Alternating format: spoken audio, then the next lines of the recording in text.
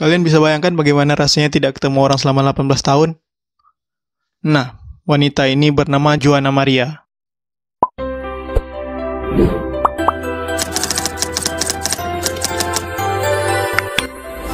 Halo bosku semua, terima kasih telah mau singgah di video ini. I like you all dari saya Nover, N-O-V-E-R. Nah bos, kali ini saya akan menceritakan sebuah kisah nyata kepada kalian. Kisah ini bercerita tentang sebuah kisah seorang wanita, di mana wanita ini hidup selama 18 tahun, terisolasi dari peradaban dunia, dan tidak pernah bertemu satu orang pun selama 18 tahun. Kalian bisa bayangkan bagaimana rasanya tidak ketemu orang selama 18 tahun? Nah, wanita ini bernama Joanna Maria. Lalu bagaimana kisahnya? Joanna Maria merupakan seorang wanita yang memiliki kisah yang sangat unik. Keunikan kisahnya diangkat menjadi sebuah buku klasik yang ditulis oleh Scott Odell. Bukunya ini berjudul Island of the Blue Dolphin. Joanna dilahirkan pada awal abad ke-19. Namun tak ada yang tahu kapan persisnya dia lahir. Dia dilahirkan di sebuah pulau di Samudra Pasifik. Pulau ini bernama San Nicolas. Joanna Maria menjadi terkenal karena kisah hidupnya, yang selama 18 tahun tidak pernah ketemu satu orang pun dan terisolasi dari peradaban dunia. Dia benar-benar hidup sendirian. Tepat pada 18 tahun setelah dia hidup sendirian, dia ditemukan oleh sebuah kelompok kapal. Namun setelah dia ditemukan dan dibawa ke suatu tempat, Joanna tidak bertahan lama, karena 7 minggu kemudian dia meninggal karena sebuah penyakit. Lalu siapa sebenarnya Joanna? Joanna merupakan anggota suku dari Nicolenos. Suku ini diyakini sudah mendiami pulau San Nicolas tersebut selama 10.000 tahun lebih. Namun, pada tahun 1811 sampai dengan 1814, suku ini mengalami bencana dari manusia atau tepatnya dari pemburu yang datang ke pulau tersebut. Para pemburu menghancurkan rumah-rumah mereka, menyiksa mereka, membunuh mereka, sehingga tercatat pada tahun 1835 hanya tersisa 20 orang anggota suku tersebut.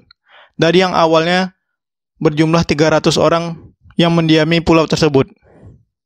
Tentu kita bertanya bagaimana Joanna bisa hidup sendiri. Padahal ada anggota suku lain kan di pulau tersebut. Nah, ceritanya begini. Pada tahun 1835, semua anggota suku tersebut yang berjumlah 20 orang tadi rencananya akan dipindahkan ke suatu tempat.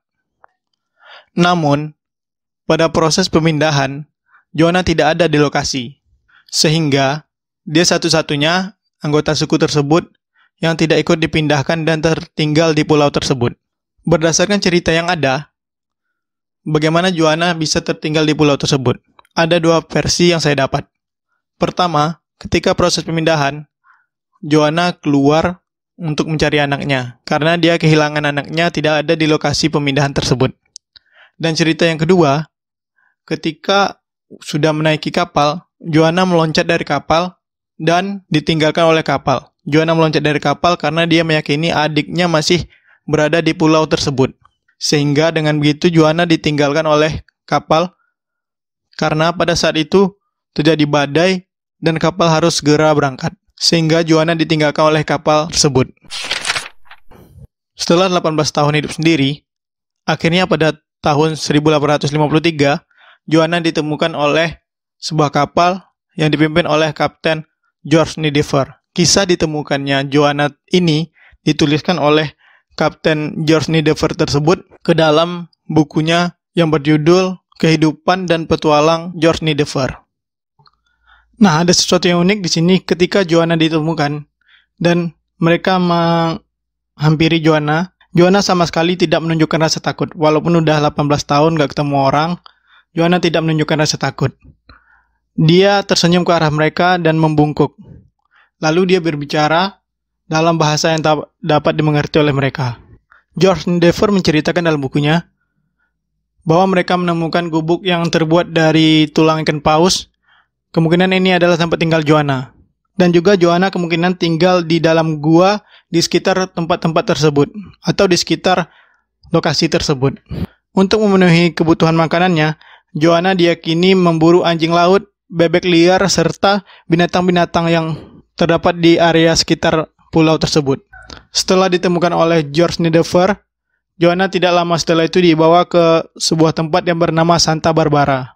Setibanya di Santa Barbara, orang mulai menggali informasi atau kisah dari kehidupan Joanna selama kesendiriannya di Pulau San Nicolenos.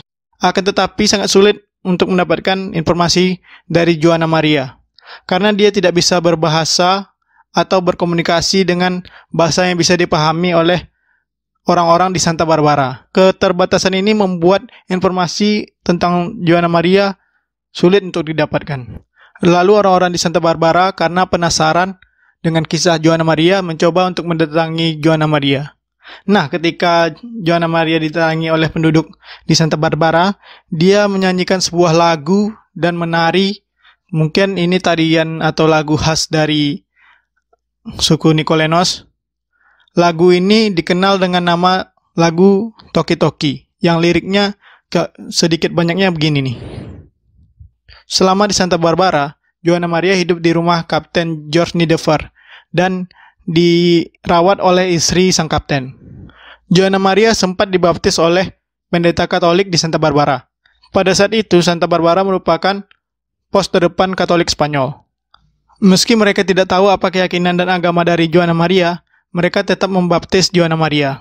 Dan fakta uniknya ialah, Joanna Maria ini adalah nama yang diberikan oleh pendeta Katolik di Santa Barbara. Tidak ada yang mengetahui siapa nama asli dari Joanna Maria ini.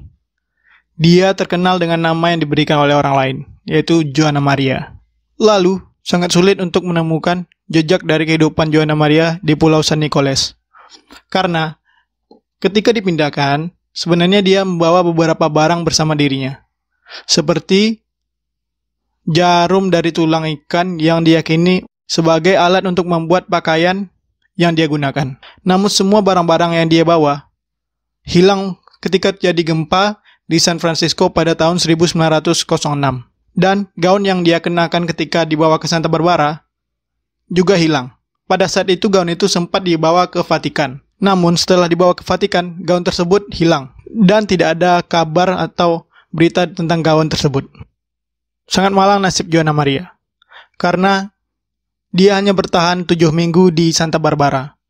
Dia meninggal pada tanggal 19 Oktober 1853 karena dia mengidap penyakit disentri. Lalu Joanna Maria meninggalkan kisah yang sangat rumit. Dan fakta berikutnya ialah, ketika Joanna ditemukan, ini membuktikan bahwa dia adalah anggota terakhir dari suku Nicolenos yang masih hidup. Karena pada kisahnya, anggota suku yang lain yang dipindahkan pada tahun 1835, kapal mereka karam di Teluk Francisco. Dan hampir semua dari orang yang berada di kapal tersebut meninggal. Joanna Maria merupakan satu-satunya suku dari Nicolenos yang masih hidup. Kematiannya pada tanggal 19 Oktober 1853 ini bukan hanya mengakhiri kehidupan kesendiriannya di pulau tersebut selama 18 tahun. Tetapi kematian ini juga meninggalkan misteri yang sangat banyak. Misteri yang sangat orang ingin tahu tentang kisah kehidupannya di pulau tersebut. Misteri tentang bagaimana dia bertahan hidup. Itu dia cerita kisah unik pada kali ini. Bagaimana menurut kalian kisah dari Joanna Maria ini? Beri komen di kolom komentar dan jangan lupa dukung channel ini. Dan see you next time.